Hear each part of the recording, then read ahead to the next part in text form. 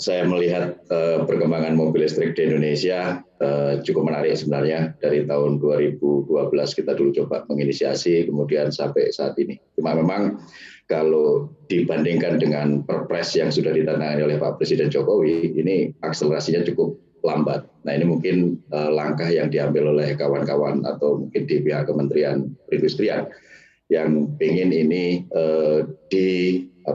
direvisi barangkali supaya bisa sesuai dengan program akselerasi percepatan.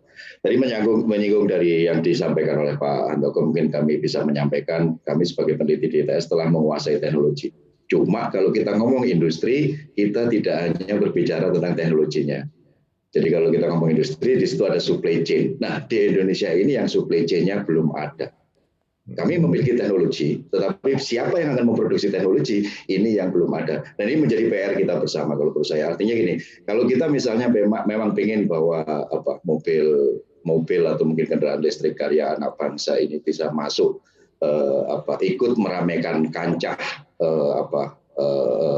perindustrian atau industri mobil listrik di Indonesia, ya harus ada langkah-langkah strategi yang mungkin harus dilakukan. Nah, kalau kami melihat yang dilakukan Kemenperin saat ini fokusnya adalah pada importasi. Nah, ini mestinya yang harus didampingi dengan peningkatan capacity building, baik itu dari sisi research-nya atau penelitinya atau mungkin teknologinya, begitu juga dengan penumbuhan industri supply chain-nya. Nah, ini yang mungkin perlu digodok sehingga ada integrasi. Sebenarnya kalau kita ngomong produk itu kan tidak pernah terlepas dari proses, terlepas dari manusia dan produk itu sendiri.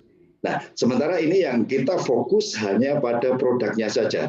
Sementara yang di belakang itu belum kita sentuh atau belum kita siapkan. Itu mungkin kalau dari kami seperti itu. Ini statement dari Pak Laksana ini bagaimana? Ataupun bagaimana Anda menanggapinya Pak Yuniarto? Apakah memang kelangkaan dari chip sendiri hanya sementara ataupun temporary begitu? Ataupun bagaimana dampaknya yang akan terimbas untuk kendaraan berbasis listrik di tanah air 4-5 tahun ke depan? Ya, sebenarnya kalau kita berdiskusi tentang kelangkaan chip itu yang terpengaruh saat ini ya yang paling besar adalah kendaraan konvensional sebenarnya. Seperti misalnya Toyota sudah menunda beberapa unit produksinya karena kelangkaan chip dan sebagainya. Tapi saya sepakat dengan Pak Laksono tadi yang beliau mengatakan bahwa ini kelangkaan chip ini temporer. Artinya apa? Yaitu tantangan bagi peneliti-peneliti yang lain misalnya untuk menciptakan alternatif solusi dari material chip kalau misalnya materialnya memang yang mengalami shortage atau kelangkaan. Dan saya rasa setiap perkembangan teknologi selalu ada tantangannya.